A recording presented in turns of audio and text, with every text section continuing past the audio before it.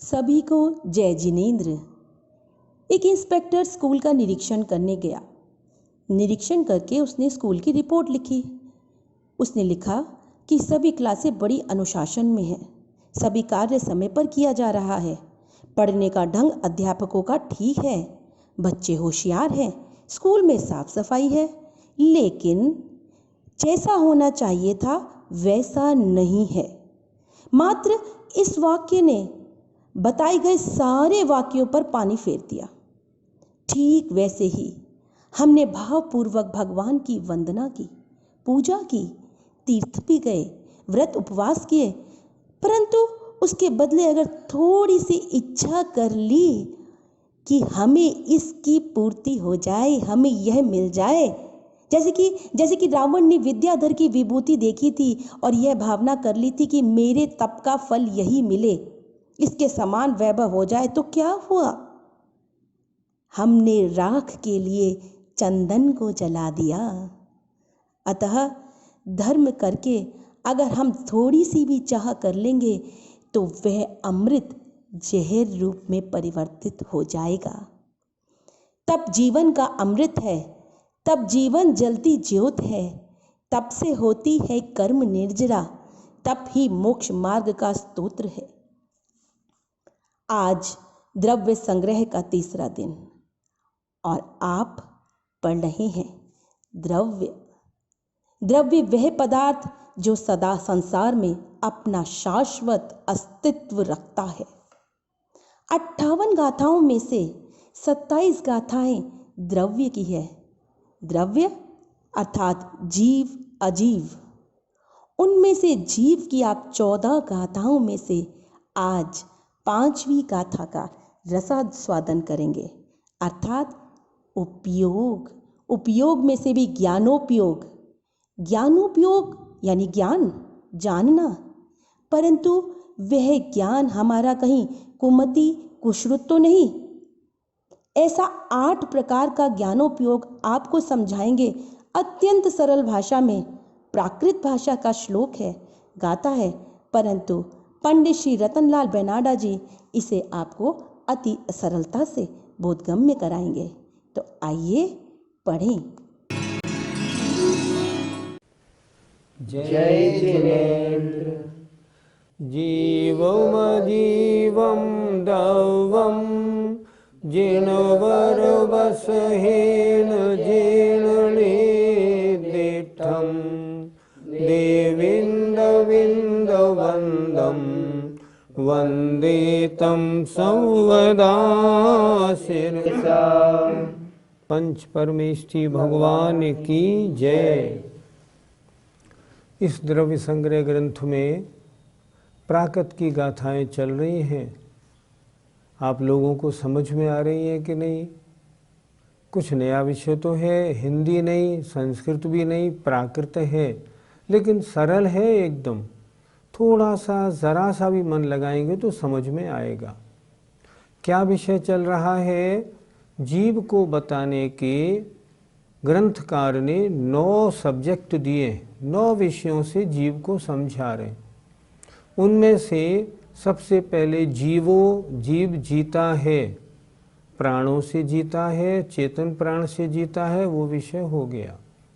दूसरा विषय था उपयोगमयी, जीव उपयोगमयी है। उपयोगमयी में पिछली पाठशाला में उपयोग के 2 भेद बताए, दर्शनोपयोग और ज्ञानोपयोग। दर्शनोपयोग के 4 भेदों की चर्चा पिछली पाठशाला में हो गई।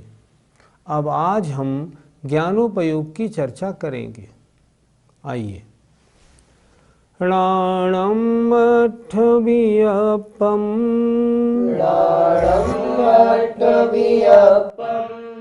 मदिसुद ओहि अणाणुणाणाणि मदिसुद ओहि अणाणुणाणाणि मणपजय केवलमवि मणपजय केवलमवि पचख परोक्ष भेयं च पचख परोक्ष भेयं च। बोलिए। राणम अठवियपम मदिसुद ओहि अणाणाणी मणपजय केवलमभि प्रत्यक्ष परोक्ष भेयं च। राणम ज्ञानोपयोग, अठ माने आठ, वियप्पम माने विकल्पम, विकल्पम माने प्रकार का होता है। फिर देखें, राणम ज्ञानोपयोग, अठ माने आठ, वियप्पम माने विकल्पम माने आठ प्रकार का होता है। कौन कौन सा? मदि मतिज्ञान, सुध श्रुतज्ञान, ओहि अवधिज्ञान। ये तीनों ज्ञान अणाण अज्ञान रूप भी है, अणाणानी ज्ञान रूप भी होते हैं। अर्थात मतिज्ञान, श्रुतज्ञान, अवधिज्ञान ये ज्ञान रूप हुए, और कुमति ज्ञान, कुश्रुत ज्ञान और कुअवधि या विभंग ज्ञान ये तीन अज्ञान रूप हुए। ज्ञानोपयोग के 8 भेदों में 3 ज्ञान रूप मति ज्ञान, श्रुति ज्ञान, अवधि ज्ञान ज्ञान रूप, कुमति ज्ञान, कुश्रुत ज्ञान और कुअवधि या विभंग ज्ञान ये अज्ञान रूप हुए। इस तरह ये 6 हो गए, 3 ज्ञान रूप, 3 अज्ञान रूप।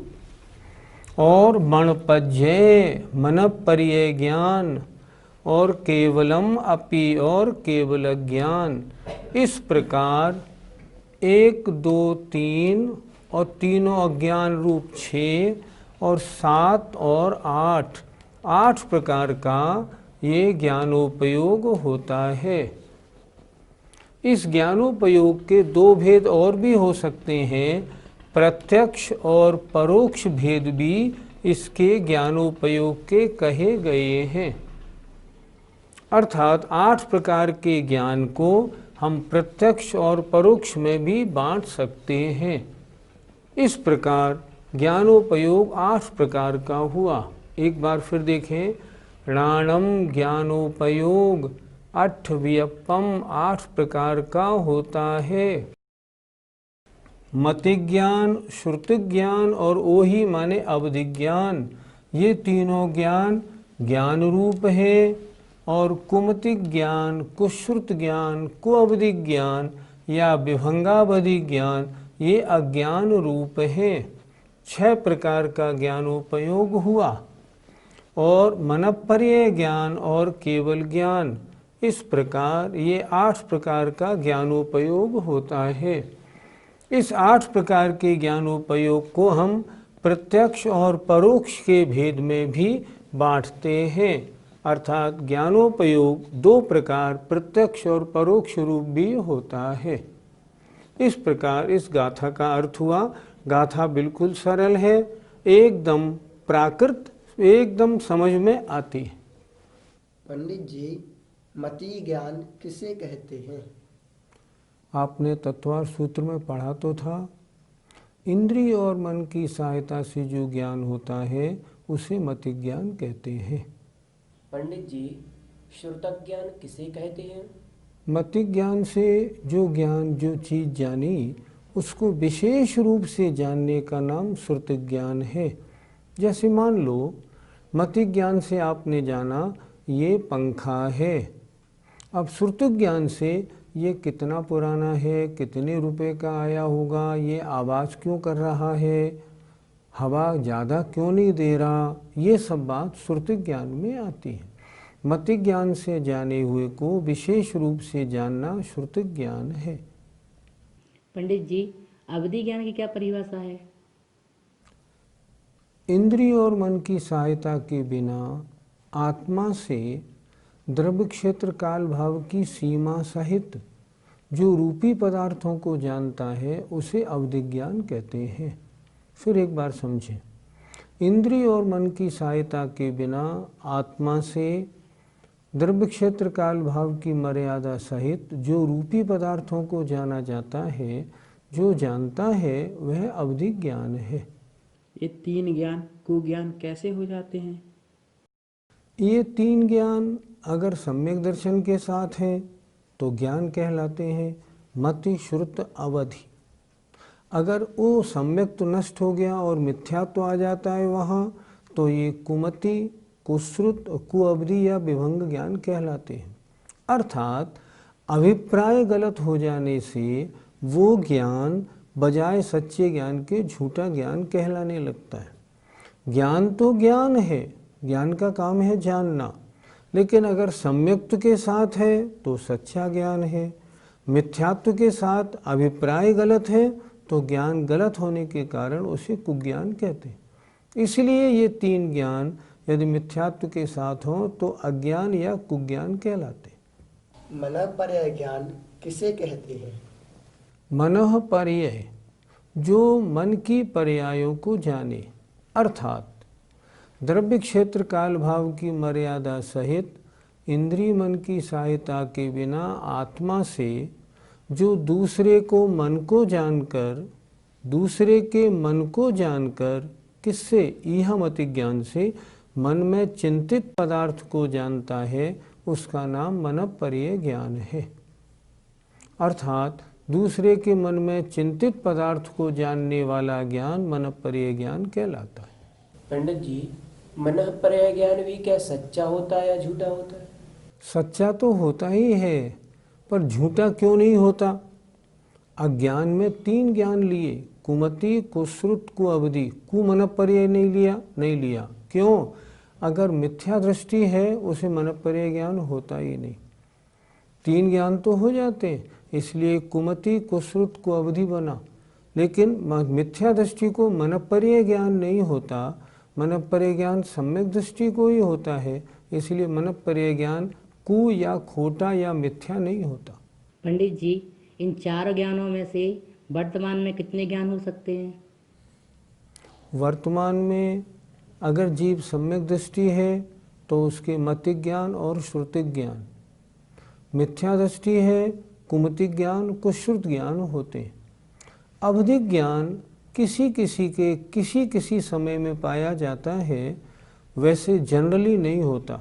मनः पर्याय ज्ञान का तो कोई प्रश्न ही नहीं है। इसलिए वर्तमान में दो ही ज्ञान होते हैं, मति ज्ञान और श्रुति ज्ञान। पंडित जी, केवल ज्ञान की परिभाषा क्या है? आत्मा का जो ज्ञान समस्त द्रव्यों की वर्तमान कालीन समस्त पर्यायों को और भूत और भविष्यत की अनंतानंत पर्यायों को बिना क्रम के स्पष्ट जानता है, उसे केवल ज्ञान कहते हैं। अच्छी तरह याद रखना, समझना। जो ज्ञान समस्त द्रव्यों की वर्तमान कालीन समस्त पर्यायों को और भूत और भविष्यत काल संबंधी अनंतानंत पर्यायों को एक साथ बिना क्रम के जानता है, स्पष्ट जानता है, आत्मा से जानता है, वह केवल ज्ञान होता है। मति ज्ञान के कितने भेद होते हैं? सामान्य से देखा जाए तो मति ज्ञान के चार भेद अवग्रहेहावाय धारणा, अवग्रह, ईहा, अवाय और धारणा। और अगर उसको हम इंद्रिय मन और बहु आदि पदार्थों के अनुसार गुणा कर लें तो अर्थावग्रह के 288, व्यंजनावग्रह 48 प्रकार का, कुल मिलाकर 336 भेद मति ज्ञान के होते हैं। और क्षयोपशम के अनुसार देखें तो असंख्यात प्रकार का मति ज्ञान होता है। श्रुत ज्ञान के भेद कितने समझे जाए? श्रुत ज्ञान के भेद आगम में मूल में दो बताए, अंगबाह्य, अंग प्रविष्ट। अंग प्रविष्ट 12 भेद वाला, अंगबाह्य बहुत प्रकार का। श्रुतम मति पूर्वम द्वैनेक द्वादश भेदम। श्रुत ज्ञान मति ज्ञान पूर्वक होता है, उसके दो भेद हैं, अंगबाह्य, अंग प्रविष्ट। अंगबाह्य अनेक प्रकार का है और अंग प्रविष्ट 12 प्रकार का होता है। क्या वर्तमान में किसी जीव को अंग पूर्व का ज्ञान हो सकता है?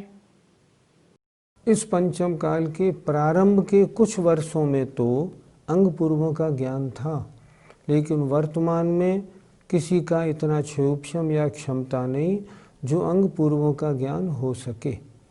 हाँ, अंगवायु में जो वर्तमान में शास्त्र हैं उनका ज्ञान हम लोग करते। अंग प्रविष्ट तो है ही नहीं। अब आई बात अंगवायु की, तो जो ग्रंथ हैं तत्वार, सूत्र, समयसार इत्यादि जो ग्रंथ हैं ये सब अंगवायु में आते हैं।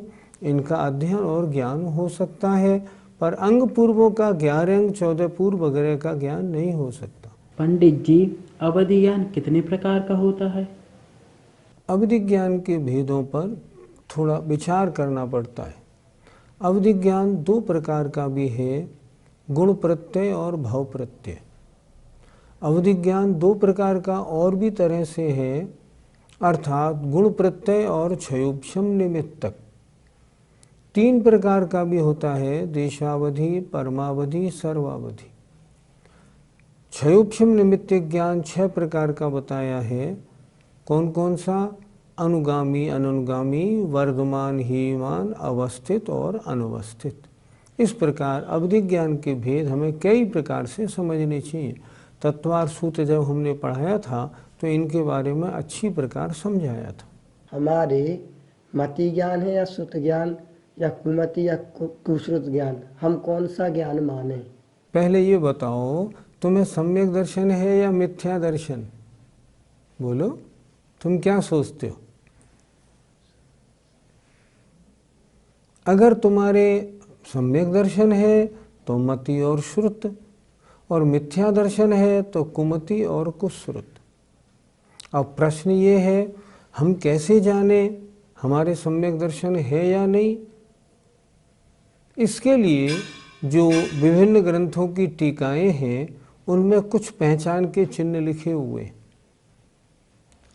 मेरे में या अन्य जीव में सम्यक दर्शन है या नहीं इसका अनुमान तो लगा सकते हैं, लेकिन गारंटी नहीं कर सकते। उसके लिए आचार्यों ने 4 चिन्ह बताए हैं। यदि आपकी प्रशम कषायों की मंदता है, संवेग संसार में भयभीतपना है, संसार से डर लगता है, अनुकंपा जीव मात्र पर दया के परिणाम है, और 7 तत्व 9 पदार्थ सच्चे देव शास्त्र गुरु पर सच्ची आस्था है, तब तो समझना सम्यक दर्शन हो सकता है। अन्यथा मिथ्या दर्शन है। इस पंचम काल में बहुतायत से सभी जीवों के मिथ्या दर्शन पाया जाता है, और अगर मिथ्या दर्शन है तो आपका ज्ञान कुमति कुश्रुत है, और अगर सम्यक दर्शन है, आपको आत्मा और शरीर का भेद विज्ञान स्पष्ट है, आपने तो समयसार आदि ग्रंथों का स्वाध्याय किया हुआ है ही, अगर ऐसा पक्का श्रद्धान हो गया है तो मति और श्रुत ज्ञान हो सकता है, कोई आपत्ति नहीं।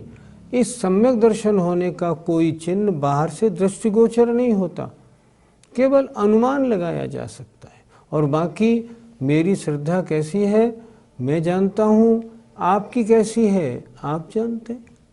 इन 8 ज्ञानोपयोगों में से कौन सा ज्ञान प्रत्यक्ष है और कौन सा ज्ञान परोक्ष है? प्रश्न आपका बहुत ठीक है। पहले प्रत्यक्ष और परोक्ष की परिभाषा देख लें। परोक्ष जो आत्मा के अलावा अन्य इंद्रिय मन की सहायता से होता हो वो परोक्ष ज्ञान, और जो आत्मा से होता है वो प्रत्यक्ष ज्ञान।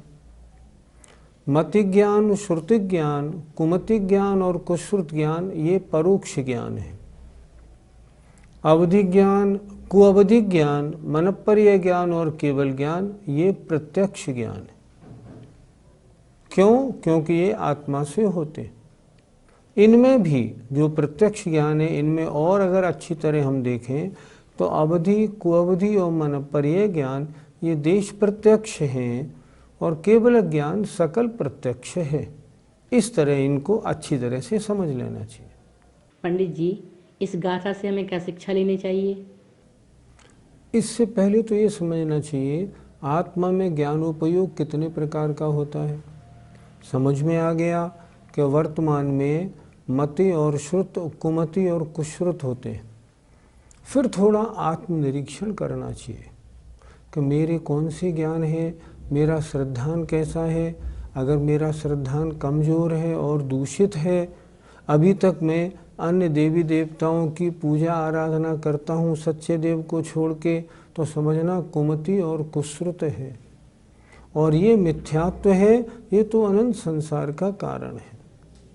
इन ज्ञानोपयोग के भेदों को समझकर हमें अपने कुमति कुश्रुत को मति और श्रुत में बनाने की कोशिश करनी चाहिए, अर्थात सम्यक दृष्टि बनना चाहिए, ताकि ज्ञानोपयोग में से कुमति कुश्रुत हट जाएं और मति ज्ञान श्रुति ज्ञान हो जाए।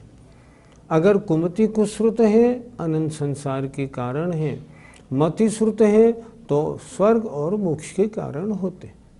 4 प्रकार के दर्शनोपयोग और 8 प्रकार के ज्ञानोपयोग की चर्चा हुई। अब आइए अगली देखते हैं गाथा नंबर 6।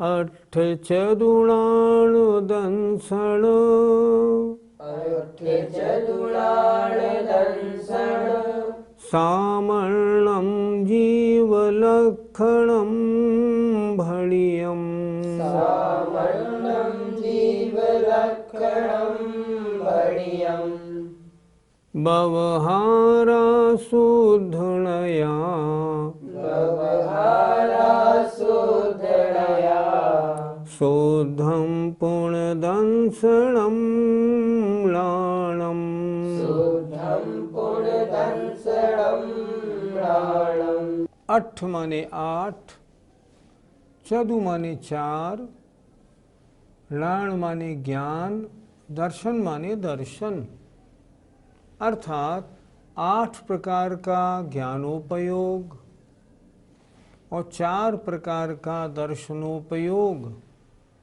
सामान्यम सामान्य से, जीव का, लक्षणम माने लक्षण कहा गया है। एक बार फिर देखें, 8 लाण 8 प्रकार का ज्ञानोपयोग और 4 प्रकार का दर्शनोपयोग। सामान्य से जीव का लक्षण कहा गया है।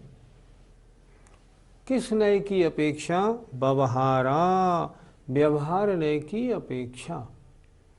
और शुद्ध नया अगर निश्चय नय की अपेक्षा देखें, अर्थात हम शुद्ध आत्मा की बात करें तो शुद्धम पुण्यदंसणम म्लानम, अर्थात शुद्ध ज्ञान और शुद्ध दर्शन जीव का लक्षण कहा गया है। पंडित जी, ये 8 प्रकार का ज्ञान और 4 प्रकार का दर्शन व्यवहार से जीव का लक्षण क्यों कहा गया? व्यवहारने से तात्पर्य होता है कि जो पर्याय को विषय करे, भेद को विषय करे, पर की अपेक्षा से वर्णन करे, संयोग को विषय करे, उसका नाम व्यवहार है। व्यवहारने की चर्चा वहाँ लगती है। अब इस समय ज्ञान और दर्शन के भेदों की चर्चा हो रही है, इसलिए भेद होने के कारण ये व्यवहारने का विषय है। और आगे भी कहा ना, शुद्ध नय से शुद्ध ज्ञान और शुद्ध दर्शन वो अभेद है, वह पर्याय रूप नहीं है, वो गुण रूप है। इसलिए शुद्ध ज्ञान और शुद्ध दर्शन ये निश्चय का विषय है।